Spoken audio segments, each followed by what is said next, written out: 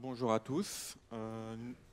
Nous allons vous présenter des cas particuliers de calcul d'interaction sol-structure en statique réalisés pour l'étude de fouilles profondes en milieu urbain, en s'appuyant sur deux exemples issus de la conception de la ligne 15 Sud du Grand Paris Express, sur laquelle nous avons travaillé avec Martin.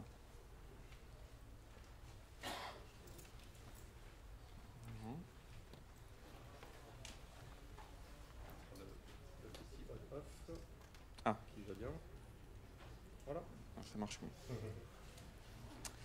Donc après un bref rappel du projet, une description du contexte géologique et hydrogéologique, on va se focaliser sur la conception des deux gares sur lesquelles nous avons travaillé, la gare Pont-de-Sèvres et la gare d'Issy RER, pour lesquelles donc, nous avons mené des calculs d'interaction entre l'ouvrage à construire et le sol qui est autour, bien évidemment, et aussi vis-à-vis du bâti avoisinant. Donc on va s'intéresser plus particulièrement au tronçon T3A de la ligne 15 Sud qui s'étend entre la gare Pont-de-Sèvres et la gare de Fort-d'Issy-Clamart non incluse. Le maître d'ouvrage est bien évidemment la Société du Grand Paris. La maîtrise d'œuvre infra était assurée par le groupement CETEC Ingérop, CETEC étant le mandataire de tout le lot du T3, et Ingérop s'occupant plus particulièrement du tronçon T3A. Et GEOS s'occupant donc de la partie géotechnique.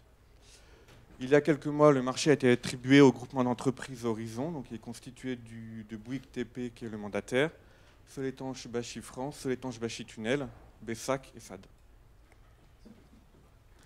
Donc le tronçon T3A est implanté dans un milieu fortement urbanisé, puisqu'il traverse les communes de Sèvres, Boulogne-Billancourt et Issy-les-Moulineaux, donc dans la petite couronne de la région parisienne.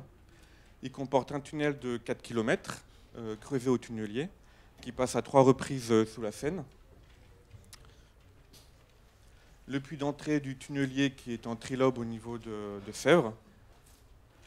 3 ouvrages annexes qui correspondent à des puits de ventilation et de secours. Et les 2 gares, donc la gare Pont-de-Sèvres à Boulogne-Billancourt et la gare d'Issy RER, donc constituées de boîtes de 110 mètres de long, d'environ 25 mètres de large et de 28 mètres de profondeur pour la gare d'Issy à 36 mètres de profondeur pour la gare Pont-de-Sèvres. Donc ces 2 ouvrages sont conçus en tranchées couvertes avec soutènement en paramoulé. Donc une rapide présentation du contexte géologique et hydrogéologique. Donc le tronçon T3A peut être découpé globalement en 2 sous-tronçons géologiques. La vallée de la Seine qui s'étend entre le puits de départ du tunnelier et la gare d'Issy RER, donc qui se caractérise par l'affleurement de la craie campanienne sous faible couverture alluvionnaire, environ une quinzaine de mètres, et le coteau d'Issy entre la gare d'Issy RER et la gare de Fort-d'Issy, où le tunnel remonte en croisant successivement la craie, les mains de Meudon, l'argile plastique et le calcaire grossier. Et donc sur cette partie-là, on a aussi la présence de formations superficielles de type éboulis qui descendent donc jusqu'au niveau de la gare d'Issy RER. Donc, comme on vient de le voir sur le profil en long, la craie constitue près de 80% du linéaire du tunnel. Le fond de fouille des gares et des ouvrages annexes, la couche d'ancrage des paramoulés. Donc autant dire que la caractérisation géomécanique de cette formation est un enjeu majeur pour le projet qui va conditionner bien sûr tout ce qui va autour, c'est-à-dire l'estimation des déformations induites sur les avoisinants par le creusement des ouvrages et l'évaluation des efforts sur les structures. Donc, sans rentrer dans le détail de la caractérisation de cette formation, ce que l'on peut dire, c'est que l'on a distingué en fait 3 facettes d'altération dans cette couche qui vont avoir une importance en fait pour la conception des ouvrages. Une première facette d'altération qui est la craie très altérée, avec des caractéristiques pressiométriques très faibles. Un faciès intermédiaire. Un faciès intermédiaire très fracturé, un peu plus rocheux, très fracturé avec des caractéristiques intermédiaires. Et enfin la craie saine, plus franche, compacte, avec de très bonnes caractéristiques. Alors, la frange d'altération de la craie évolue le long du tracé du tunnel, et particulièrement entre la rive gauche et la rive droite de la Seine, où on atteint en rive droite une épaisseur d'altération qui est supérieure à 20 mètres. Un petit point sur le contexte hydrogéologique. Donc, dans le secteur de la vallée de la Seine, on a une communication hydraulique entre la nappe alluviale et la nappe de la Craie, ce qui a fait qu'on a retenu une seule nappe pour les calculs. Et donc, du fait de la proximité de la Seine, on a aussi un niveau de nappe assez proche du TN. Donc, on va rentrer dans le vif du sujet avec le premier exemple qui est le cas de la gare Pont-de-Sèvres. Donc, la gare Pont-de-Sèvres est constituée en fait de deux ouvrages. La boîte-gare qui accueillera les quais de la future station de la ligne 15 Sud et un couloir de correspondance qui permet de relier le métro de la ligne 9. On s'intéresse plus particulièrement à la boîte-gare, donc qui est entre guillemets coincée entre la Seine au sud et un immeuble de 12 étages, l'immeuble Trident, qui est assez sensible d'un point de vue structurel et qui repose notamment sur des fondations en pieux flottants, donc qui travaillent essentiellement en frottement. On a une dissymétrie du terrain naturel assez prononcée du fait de la présence de la Seine au sud de l'ouvrage. Une autre spécificité, c'est que l'ouvrage se situe à proximité du puits de départ du tunnelier, qui se situe juste de l'autre côté de la Seine, ce qui a beaucoup joué dans la conception de la boîte-gare, puisqu'on avait une contrainte planning assez forte. Il fallait mettre à disposition le radier de l'ouvrage le plus vite possible pour ne pas bloquer la progression du tunnelier. Et enfin, donc, le contexte géologique que j'ai évoqué précédemment. Donc, la gare est implantée rive droite, donc avec une forte épaisseur de craie altérée et une très forte charge d'eau, plus de 30 mètres au niveau du fond de fouille. Alors, ce contexte assez spécifique a conduit à étudier de nombreuses solutions jusqu'à aboutir à la solution la plus viable pour l'ouvrage. Donc, le processus des études qui a été mené en fait, pour la conception, c'est déjà en phase avant-projet l'étude de toutes les solutions en utilisant un code de calcul au coefficient de réaction de type Rideau, ce qui a présenté l'avantage en fait, d'étudier toutes ces solutions assez rapidement, d'avoir déjà des tendances générales sur les efforts dans les structures et les déformations au niveau de la paroi, et de pouvoir éliminer déjà des solutions qui apparaissaient pas du tout acceptables pour l'environnement du site. Ensuite, on a retenu une solution en fin de phase avant-projet que l'on a développée avec des calculs aux éléments finis de type Plaxis 2D, où là on a regardé des aspects plus spécifiques comme les tassements au niveau de l'avoisinant. Et en phase pro, on a encore augmenté la complexification des calculs en multipliant le nombre de coupes le long de l'ouvrage, notamment pour tenir compte des variations de raideur dans les appuis définitifs dans la boîte-gare. Donc si l'on regroupe globalement toutes les configurations qui ont été testées, on peut donc regrouper ces configurations en 4 solutions principales. Le cheminement qui a conduit à l'étude de toutes ces solutions est le suivant. Donc la première solution qui était envisagée, c'était la solution de base, c'était une paroi périmétrale d'1,50 m d'épaisseur en paroi moulée et un terrassement à ciel ouvert, donc toujours pour tenir la contrainte planning, donc avec la mise en œuvre de butons provisoires métalliques. Alors il s'est très vite avéré que cette solution n'était pas viable du tout, du fait de la forte charge d'eau, forte poussée d'éther, une butée insuffisante en côté fouille à cause de la présence d'une forte altération de craie et des structures trop souples. On avait des déplacements trop importants et des efforts dans les parois trop élevés. Donc cette solution a été écartée.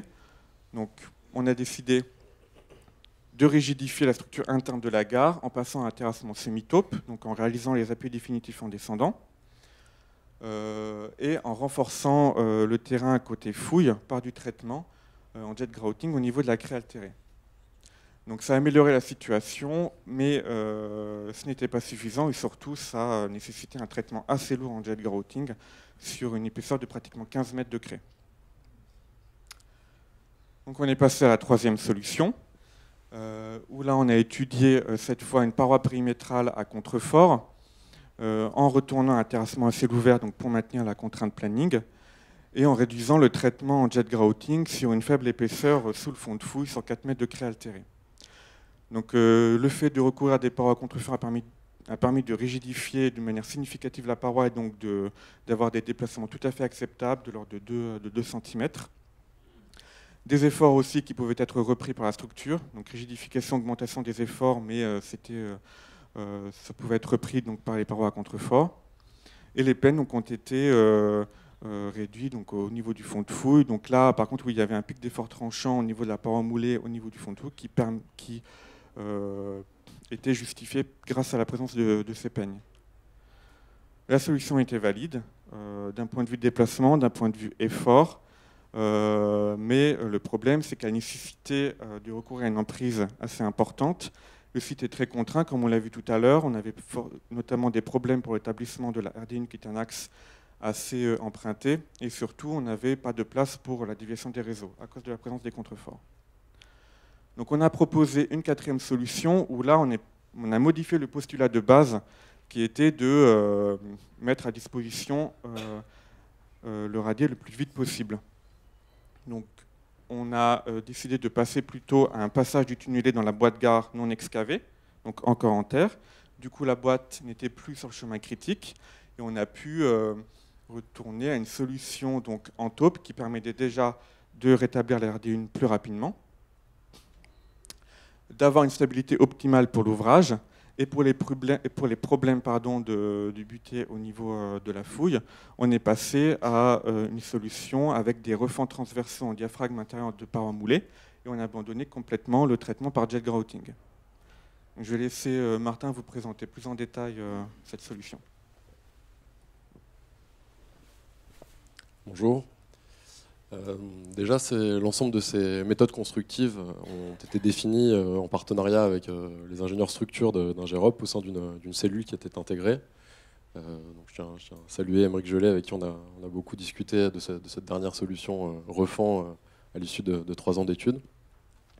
Donc l'idée, à partir des résultats des calculs d'un projet, outre la charge d'eau et la profondeur importante, on s'est rendu compte que la présence de terrains fortement déformables en fond de fouille générait des déplacements de la paroi trop importantes en dessous du niveau de terrassement et que la dissymétrie du terrain naturel engendrait un basculement de la boîte vers la Seine. Donc l'idée, c'est que chacun des panneaux de paroi moulée de l'enceinte périphérique soit tenu en son centre par un mur refend, ce qui permet à toutes les phases d'améliorer la butée en dessous du fond de fouille. Donc ces refends sont constitués de parois moulées peu ou pas armées, qui sont démolies lors du terrassement. Ensuite, pour gérer la problématique du basculement, on a mis en œuvre un butonnage actif en tête qui permet de corriger et d'empêcher le basculement de la paroi nord, c'est-à-dire du côté bâti vers la Seine, en imprimant dès les premières phases de terrassement le déplacement de la paroi sud. On vient finalement chercher la contre-butée du terrain en imposant le déplacement. Et donc un passage en pleine terre pour sortir le chemin critique de la gare, sortir la gare du chemin critique, pardon. Faut quand même réussir à faire les refends, là, c'est ce qu'on essaye de réussir là, avec le démarrage des travaux. La problématique liée à cette option, c'est que la réduction de contraintes verticales et les efforts de butée dans le sol et dans les refends ovalisent le tunnel. Donc il a fallu définir un critère à partir duquel un confortement du tunnel était nécessaire pour éviter sa ruine et les moyens de confortement. Donc deux solutions ont été étudiées, un remplissage du tunnel et un étaiement par cintre.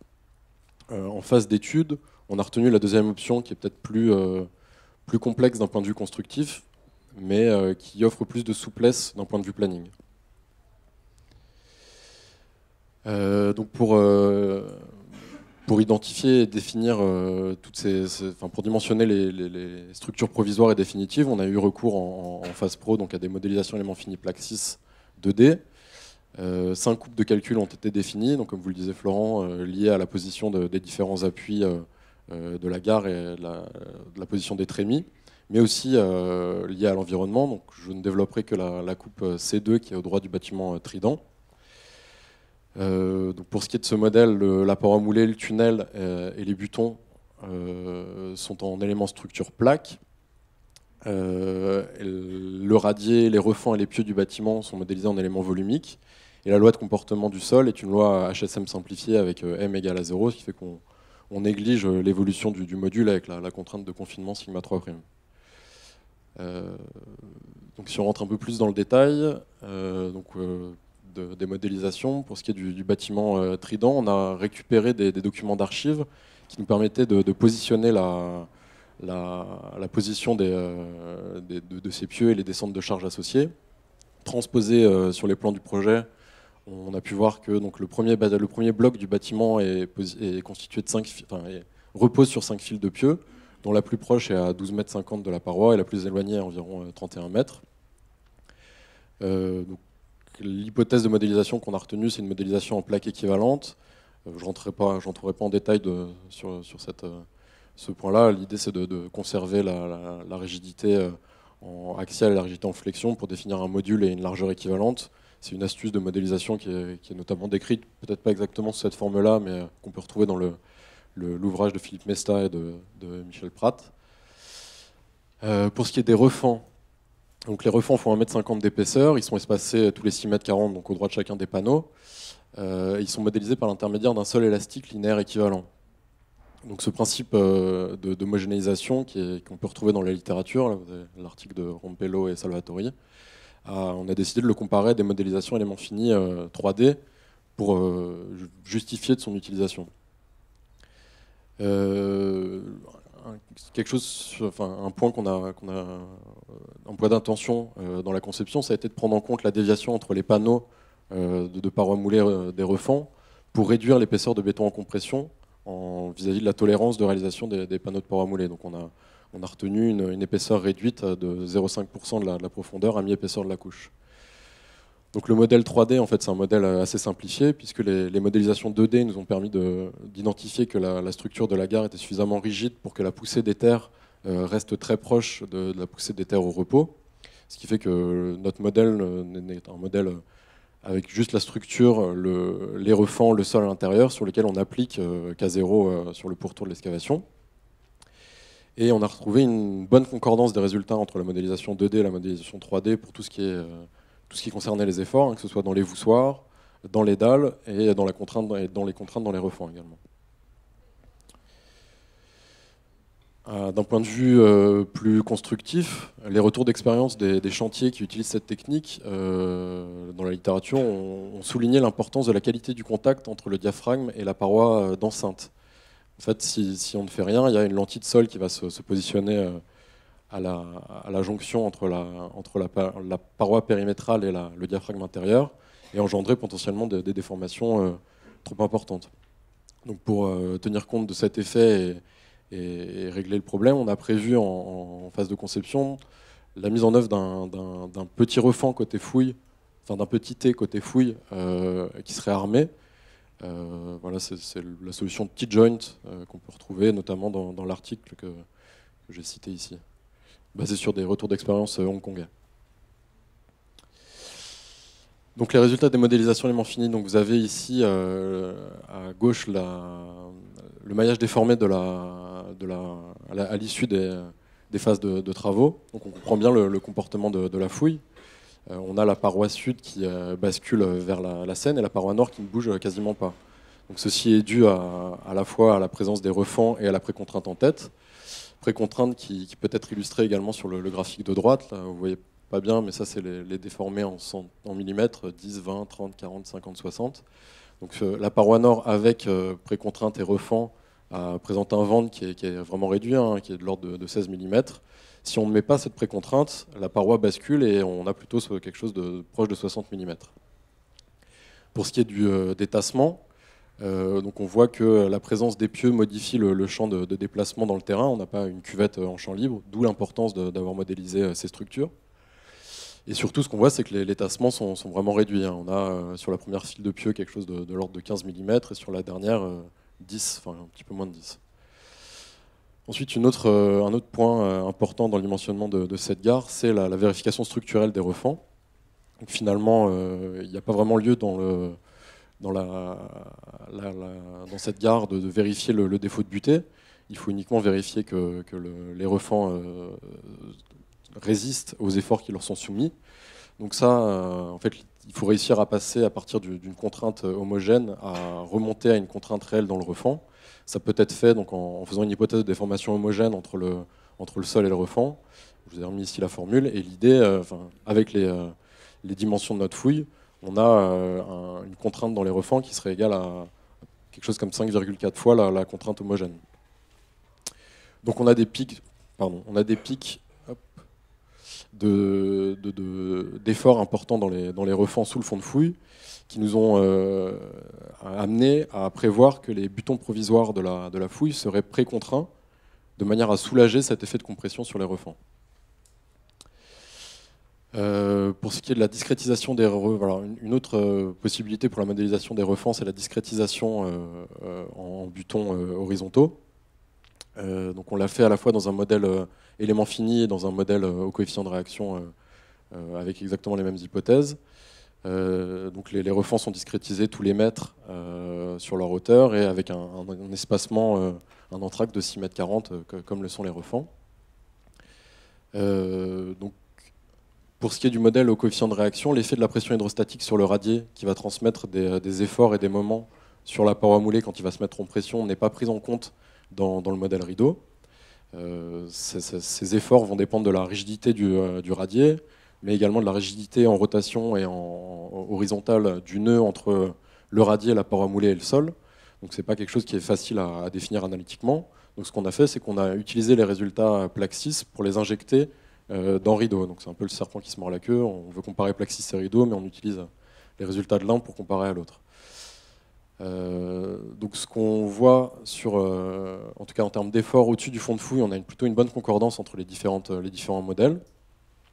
Par contre, sous le fond de fouille, les modèles divergent. Cette différence peut s'expliquer par le fait que la géométrie n'est pas traduite correctement avec les butons discrétisés. On n'a pas la présence partielle des refends en fond de fouille. Pour ce qui est donc, de la déformée, on voit qu'il y a un basculement d'ensemble avec les modèles discrétisés qui n'est pas cohérente, qui n'est pas possible. Et surtout, peut-être le point le plus important, c'est que les refends en butons horizontaux ne traduisent pas l'orientation des efforts dans les refends inclinés, donc l'orientation des efforts vers le bas, ni les effets de voûte autour du tunnel. Donc, cette modélisation en discrétisée semble moins adaptée à traduire le fonctionnement de ces refends. C'est la parole à Florent. Il nous reste un peu de temps ou... Oui. Une petite minute. Une petite minute. Prenez le temps de développer, mais prendre un peu moins de questions. Ok. Donc, juste pour préciser le contexte du deuxième cas, pardon, c'est la correspondance à ICRER qui présente la spécificité. Je vais aller tout de suite en fait sur la slide.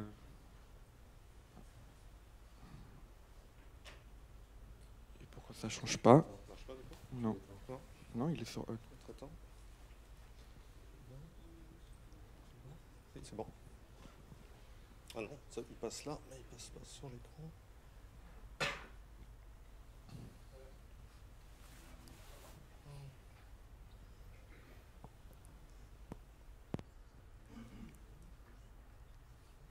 Moins d'une minute du coup.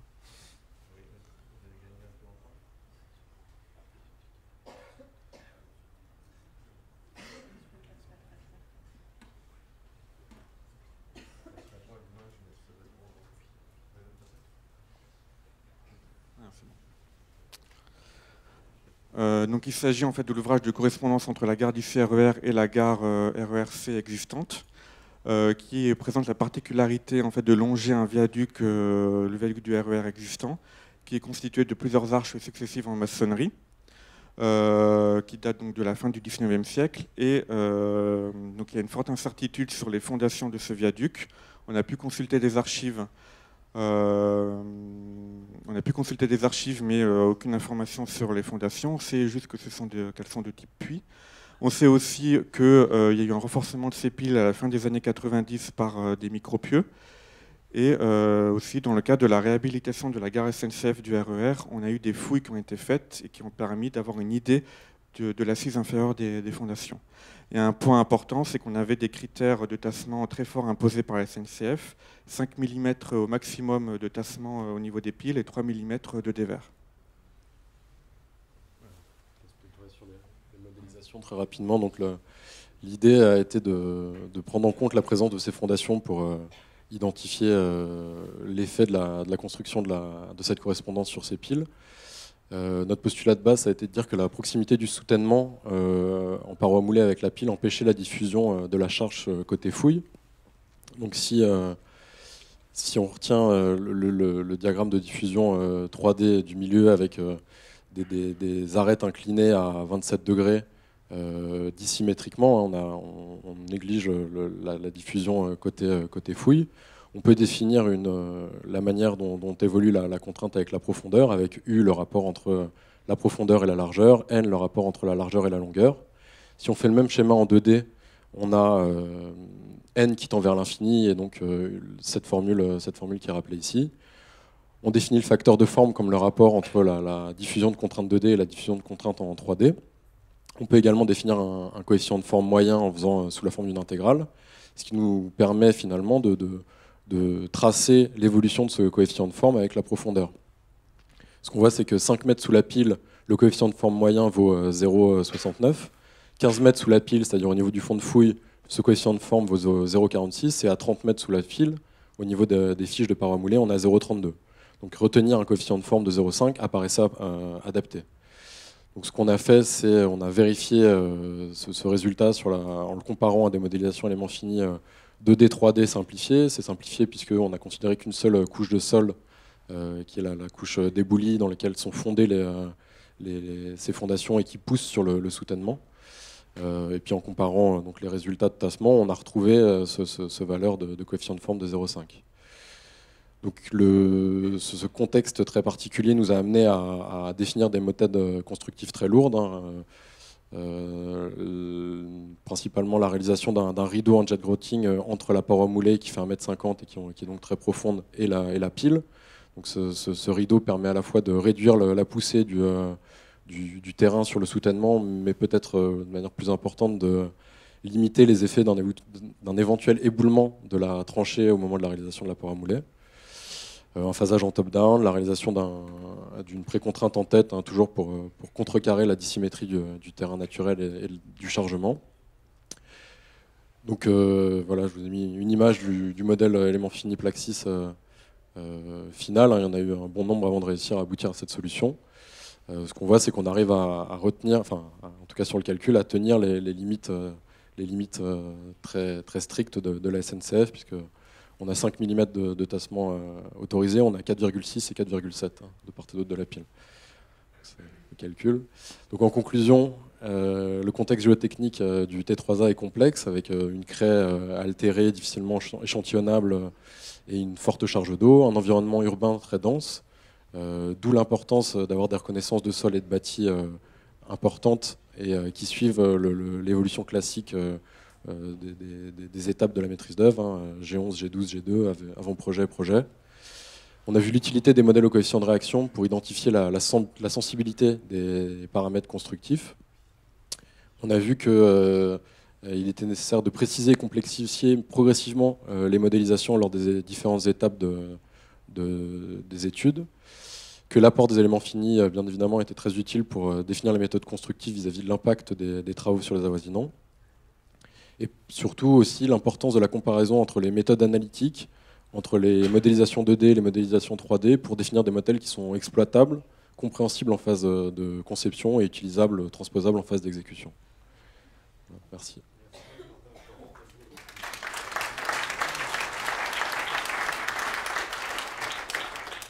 On a le temps pour une petite question dans la salle. Oui. Dans le deuxième exemple, vous avez montré des colonnes de jet qui sont faites pour éviter les déformations. Quelle sorte de cahier des charges vous avez imposé pour la construction et la mise en place de ces colonnes? Alors, préalablement à la passation de ce marché, on a fait un puits d'essai où on a testé tous les types de jets possibles, jet simple, jet double, jet triple. Et donc, le problème, il n'est pas là, c'est que le jet, avant d'être solide, c'est liquide. Alors, on a aussi prévu que les colonnes soient réalisées en pianotant en face de la paroi, en face de la pile, pour éviter tout défaut de portance au moment de leur réalisation. Donc, c'est quelque chose qui a C'est une lignée de colonnes touche-touche ou elles sont écartées? Elles sont séquentes, avec mais réalisées en pianotant, de manière à pas avoir une. Oui, mais il faut un certain temps, comme le fusil, pour que ça fasse prise. Et si jamais vous allez trop vite, vous créez une paroi qui n'est pas suffisamment. Qui n'est pas stable. Donc, comme je vous le disais, on a fait des plots d'essai à la fois sur un puits d'essai, mais même dans ces terrains qu'on n'a pas encore reconnus, il y a des colonnes d'essai qui vont être réalisées. Et l'objet de cette reconnaissance, c'est aussi d'identifier l'évolution de la prise du coulis dans le temps. Vous avez intérêt, hein, parce qu'il y a eu des endroits où ça a créé quelques problèmes. Merci.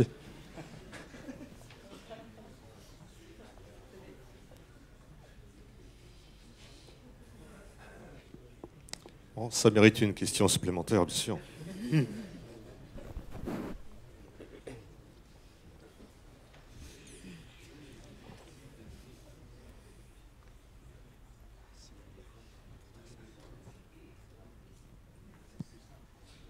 Pour le premier exemple avec rideau, vous avez fait un calcul de rideau simple ou en birideau? On a fait un calcul en double paroi. D'accord. C'est une réponse rapide.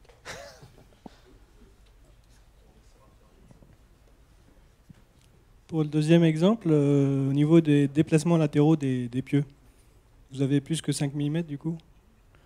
Alors, La pile. La pile, les fondations des piles? Non. Elle bascule très peu, hein. Elle tasse en bloc, mais elle se déplace très peu horizontalement. C'est inférieur à 5 mm. Lorsque vous faites une vérification déformée, est-ce que vous appliquez un coefficient Ψ2 sur la surcharge, comme le donne la recode 3 partie 5? Non.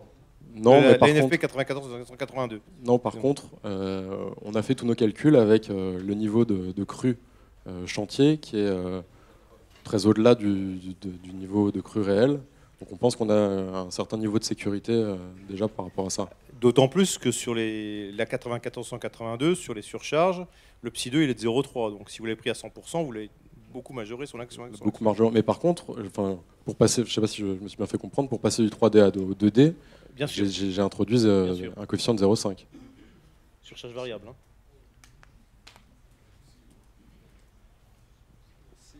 J'ai vu une dernière question de Benoît Peuzeau. Et puis ensuite, on remerciera à nouveau Florent et Martin.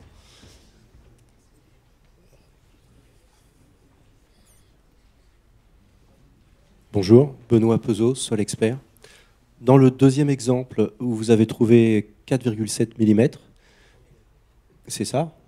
Quelle est la part de déformation que vous avez estimée à l'exécution tout d'abord des colonnes de jet, puis ensuite des panneaux de parois moulées qui sont derrière, dans les 4,7 mm? Alors, bien évidemment, dans le calcul élément fini, on ne tient pas compte de cet effet-là.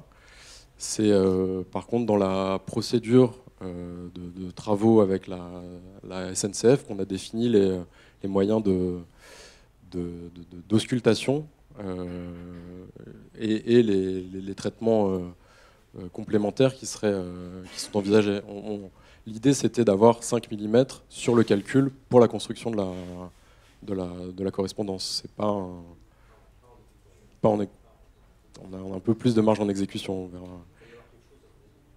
On pense aussi, alors l'idée, c'est, nous, ce qu'on a essayé de définir avec la SNCF, c'est de dire qu'une fois si on dépassait les seuils d'alerte ou d'arrêt qui sont donc très très faibles, avant d'arrêter le chantier, on fait une inspection détaillée du viaduc pour voir si s'est passé quelque chose avant d'envisager un arrêt de chantier. Merci Florent et Martin. On peut les applaudir encore une fois. Merci beaucoup.